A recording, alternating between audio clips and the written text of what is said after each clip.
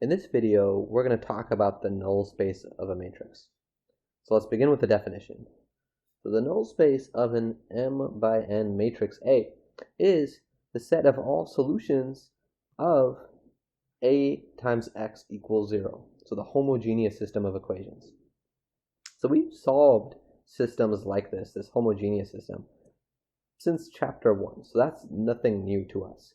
It's just now we're going to be calling this the null space. So we're going to use the framework that we have of subspaces to call it something. Okay, so I want to introduce some notation. So sometimes instead of writing out the words in null space every single time, we have this notation. We just write null and then parentheses A. So in set notation, what the null space of A is it's a set of vectors X that are in Rn, such that A times X equals 0. Okay, and the reason why X is in Rn is because my matrix A is an M by N matrix. So if A is M by N, then when I multiply it by my vector X, well, X better have, how many entries? It better have N entries, and then one, it's going to have one column because it's a vector. So that's why X is in Rn. Okay, so let me draw a picture to help visualize this. So if I have a circle that represents Rn, all the vectors that we plug in, and if I have this circle or this oval that represents Rm, all of the vectors that we get out. So somewhere in Rm, we have the 0 vector. So I want to know all the things that I could plug in, everything in Rn I could plug in to get this 0 vector out. Okay, so for example, let's say that if I plug some vector x in and multiply it by a, that I get the 0 vector out. Okay, that would mean that this vector x is in the null space. But there might be other vectors that are in the null space. There might be other vectors in the domain that when I multiply them by a, when I plug them in, I'm going to end up getting the 0 vector out. So graphically, I'm going to represent that and say that everything here, everything in this circle that I've drawn, gets mapped to the 0 vector. So this circle right here that's in the domain, this is the null space. So this is null of A. The null space is everything in the domain. It's everything in the domain that gets mapped to the 0 vector in the codomain. So I'm going to notice that the null space lives within the domain. That's important to know. Okay, so let's do an example. Okay, so our first example, let's say we have this matrix A, and I've actually gone ahead and done the row reduction here because the row reduction is not too bad. And I want to get to the heart of this question. So the question is the vector v, which is 8, 1, negative 6, 0, 1, is that in null A? Is it in the null space? Okay, so the way you check, if you're given some vector and you're given some matrix, the way you check if a vector is in the null space is easy. What you do is you just check to see if when you multiply that vector by your matrix, if you end up getting 0 out. So I want to check to see if A times V equals 0. And that's not hard to do. So I would just write down my matrix. So the first row is 1, negative 3, 2, 0, 7. Next row is 0, 0, 1, 0, 6. And the third row is 0, 0, 0, 1, 0. And then I multiply that by my vector that I'm testing to see if it's in the null space. So 8, 1, negative 6, 0, 1. And then I multiply this out. Okay, so when I do this, if I multiply each row of my matrix times this column vector, I'm going to get some vector out. Okay, so I'll do the first entry slowly. So the first entry I would get if I do 1 times 8 plus negative 3 times 1, so that's minus 3. And then 2 times negative 6, that's minus 12. 0 times the 0 is 0. And then 7 times the 1 is going to be plus 7. So overall, I end up with 0 actually, if I work this out. Okay, and then if I multiply the second row by this column vector, I also get 0. And if I multiply this first row by this column vector, entry by entry, I also get 0. So because I got 0 out, that means that my vector here, which we were calling v, is in the null space. It's one of the vectors that gets mapped to the 0 vector. When I multiply it by my matrix A, I get the 0 vector out. So you might be wondering, wait, how come in this example I row reduced the matrix? We didn't really use the row reduction.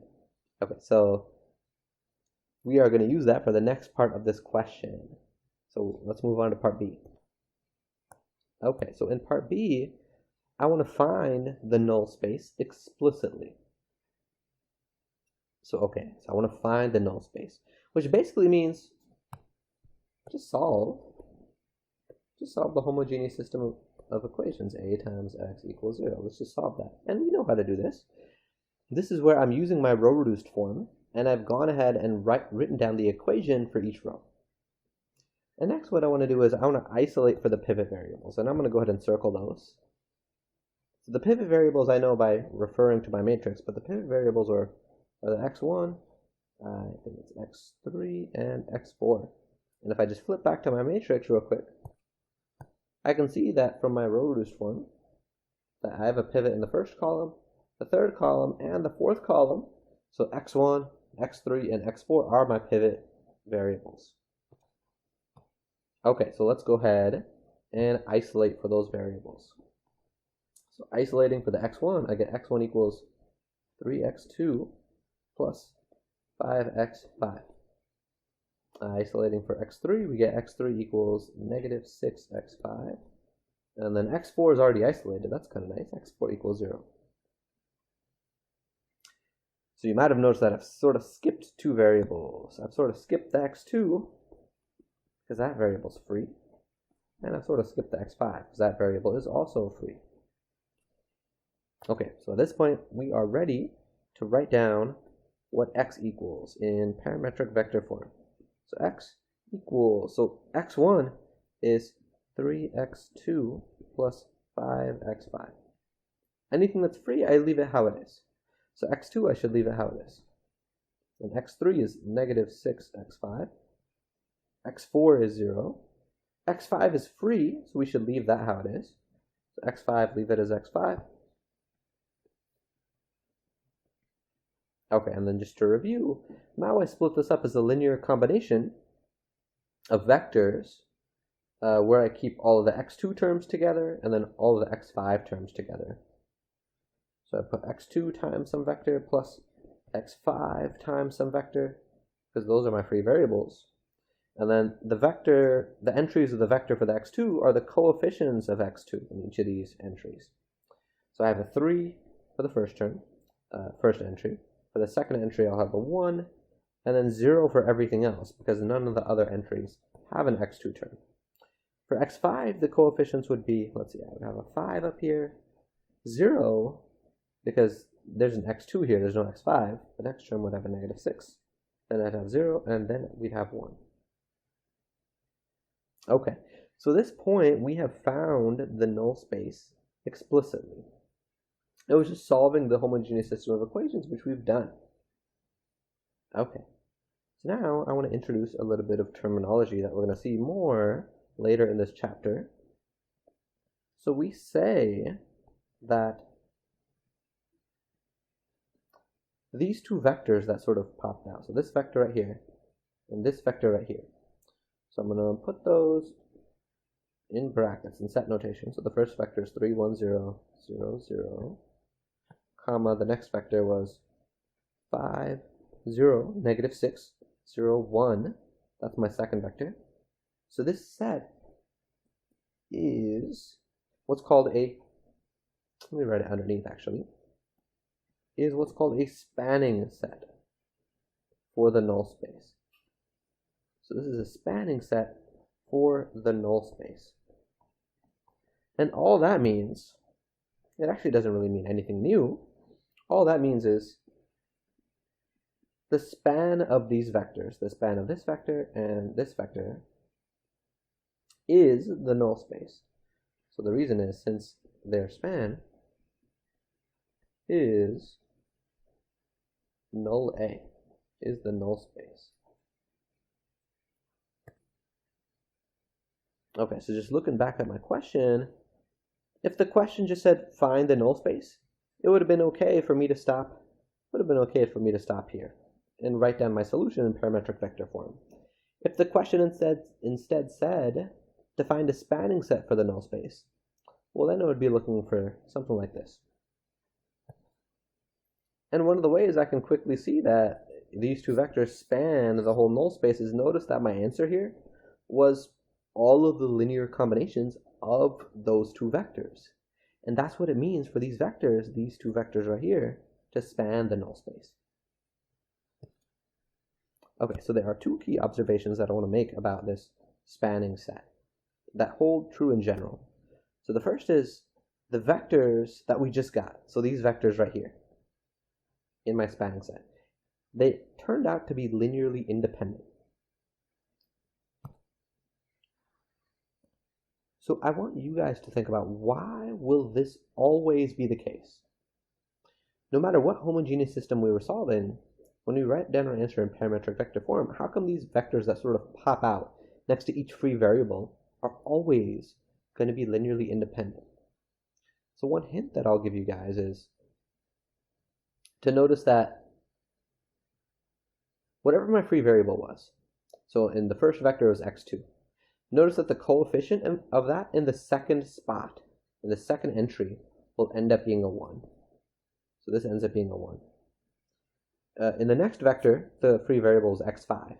So in the fifth entry, the coefficient was a 1. So same thing down here. It was a 1. And in the other vector, those corresponding coefficients were 0. So in the second vector, this second coefficient was a 0. And in the first vector, this fifth coefficient was a 0. So that is always going to be the case. So I would encourage you guys to pause the video, maybe for about a minute or so, and convince yourself that these two vectors, first off, are linearly independent. And moreover, why is this always going to be the case? So 4, 3, 2, 1, pause the video. Pause the video and see if you can convince yourselves why this is going to be the case. Okay, so hopefully you guys have done that. I'm not really going to talk about why. I've sort of given you guys the hint as to why this is going to be true in general. I mostly just wanted to comment on it because this is an important observation that we're going to see again in the next section. Okay, so the next observation is that, notice that the number of vectors in my spanning set, there were 2 of them here, 2 vectors in the spanning set, is the same as the number of free variables that we had. We had 2 free variables. That is always going to be the case when we talk about the null space. When we write down our answer in parametric vector form like we did here, those are always going to be the same. Okay, so I want to end this video with a theorem, which is, if my matrix is m by n, then the null space is a subspace of Rn. I want to prove this theorem. So let's prove that the null space is a subspace of Rn. So to prove something is a subspace, there are those 3 properties we have to check. So the first one is the 0 vector in our set? So in this case, our set is the null space of A. So I need to ask myself this, is the 0 vector in the null space of A? So what it takes for something to be in the null space of A is, I need to be able to multiply this thing, in this case the 0 vector, by the matrix A.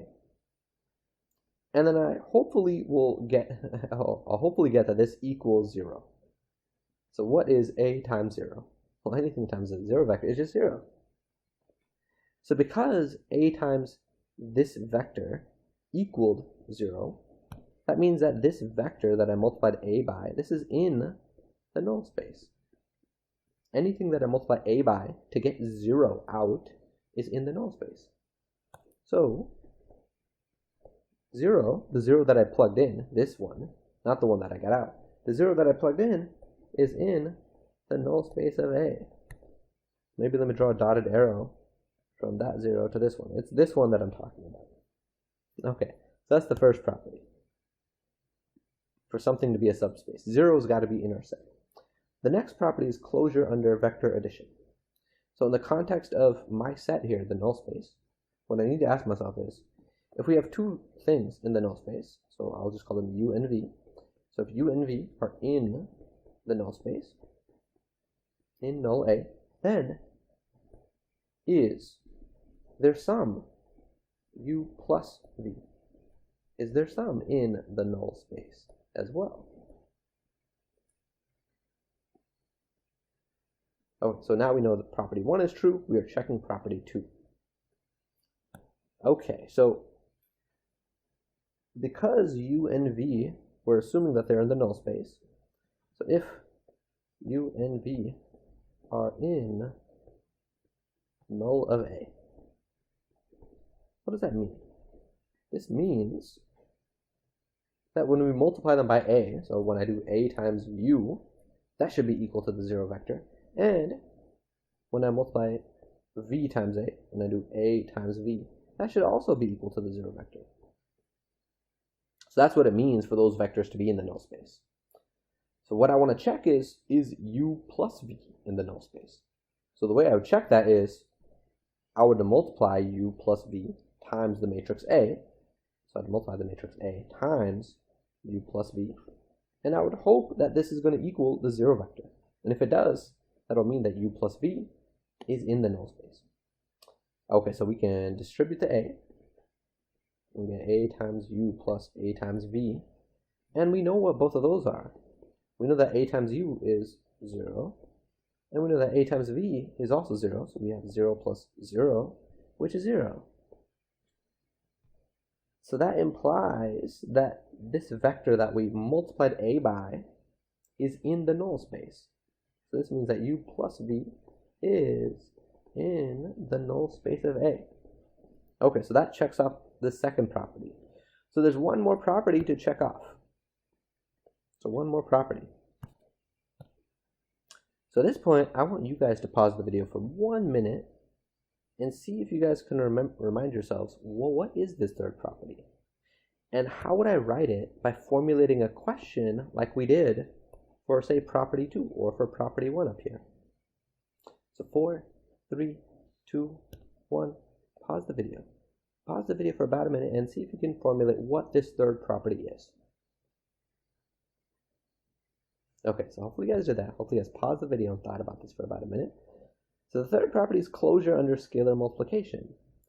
So the question I need to ask myself is, if U is something that's in my null space, and C is some scalar, C is some real number, then when I multiply C times U, is C times U in the null space of A?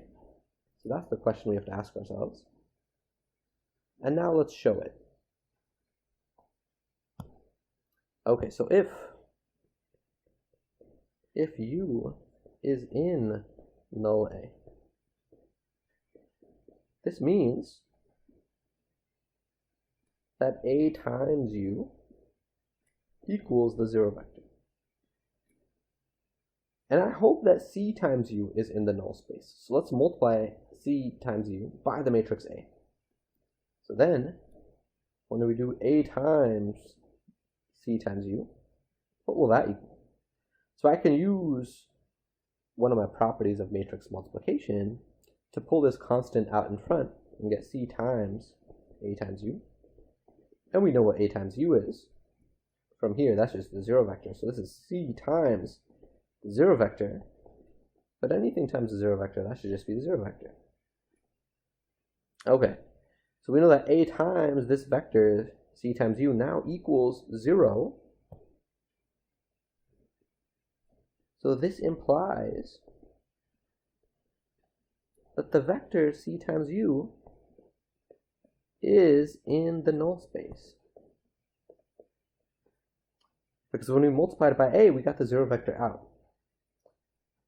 So because all three properties hold, so since all three properties, I'm just going to abbreviate properties, hold, that means the null space of A is a subspace of Rn. So that concludes our subspace proof. So one of the things that you guys might be wondering is, where did the Rn come into play? So where did the Rn come into play? So that we actually talked about earlier in the video. We talked about why, if A is m by n, how come the things in the null space have n entries? So if you're not totally sure how come they do have n entries, go to the earlier part of this video to see where we talked about that.